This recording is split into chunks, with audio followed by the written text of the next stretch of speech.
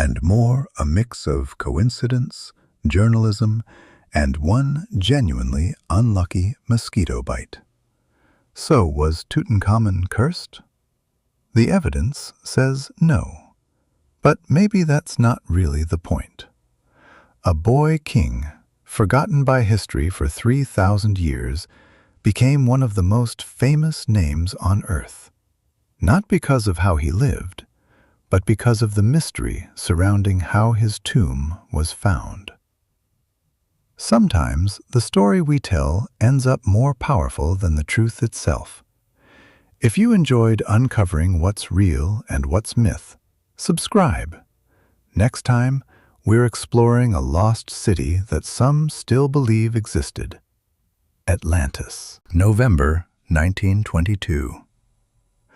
A British archaeologist breaks through a sealed door that hasn't been opened in over 3,000 years. Inside, gold gleams in the torchlight. A pharaoh's tomb, untouched, perfectly preserved. It should have been the greatest triumph in archaeological history. Instead, within months, people connected to that discovery began dying, one by one.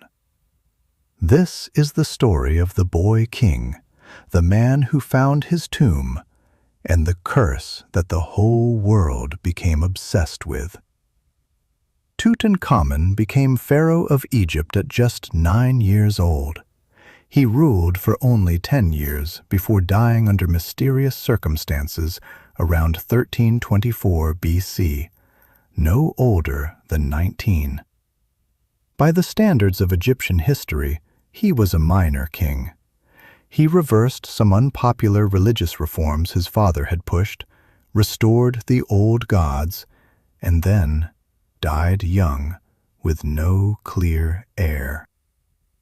His successors, eager to erase the memory of his father's controversial religious revolution, tried to bury Tutankhamun's name from history entirely. Ironically, that erasure is exactly what saved him. Because his tomb was small, hastily built, and eventually buried under debris from later construction, it stayed hidden, while the grand tombs of far more powerful pharaohs were found and looted centuries earlier. For over 3,000 years, Tutankhamun waited underground, forgotten, untouched, perfectly sealed. Enter Howard Carter, an English archaeologist who had spent over a decade searching the Valley of the Kings, funded by a wealthy aristocrat, Lord Carnarvon. Year after year Carter dug. Year after year he found nothing. By 1922, Carnarvon was ready to pull the funding.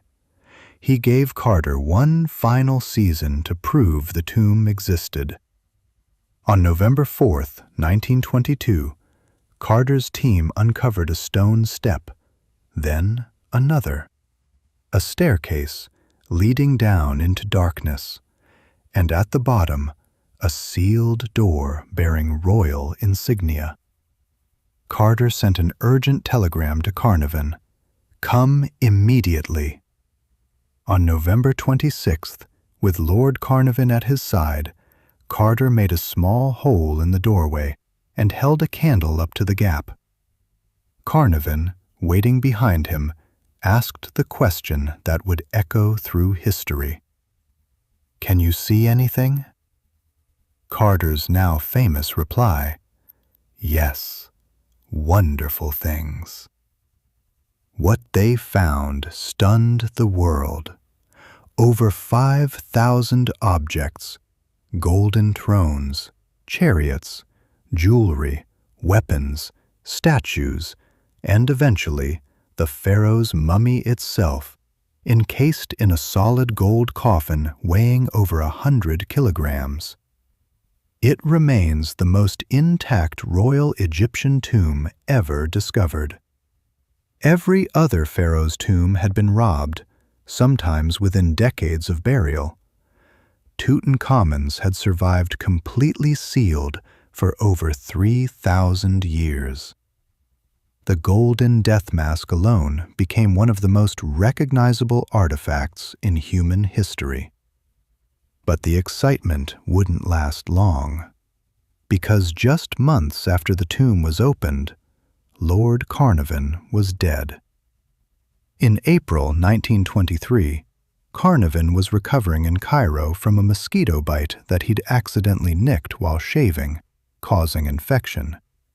Within weeks, he developed blood poisoning, then pneumonia. He died at age 57, less than 5 months after entering the tomb. Newspapers went wild. A popular story claimed that at the exact moment of his death, all the lights in Cairo mysteriously went out. Another claimed his dog back in England howled and died at the same instant. The famous horror novelist Marie Corelli fanned the flames, publicly warning that ancient Egyptian tombs were protected by curses meant to punish intruders, and that the timing was no coincidence. Then came more deaths. An American railroad tycoon who visited the tomb died of pneumonia. A radiologist who x-rayed the mummy died suddenly. Carter's personal secretary died young. Even Carnarvon's half-brother reportedly died shortly after. The press had a name for it now: the Curse of the Pharaohs. And the public couldn't get enough. Here's what the story conveniently leaves out. Howard Carter, the man who actually opened the tomb and spent the most time inside it, lived until 1939, nearly 17 years after the discovery, dying of natural causes at 64. A 2002 study published in the British Medical Journal examined everyone present at the tomb's opening and found no statistical difference in lifespan between those who entered and those who didn't. The average age of death for those cursed individuals was actually 70 years old. Scientists have proposed more grounded explanations for some of the illnesses.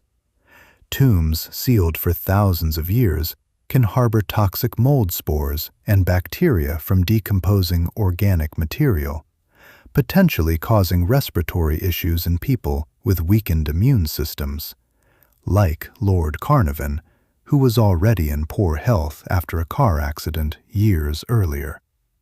Combined with basic statistics, dozens of people were connected to the excavation over many years, so some deaths were simply inevitable.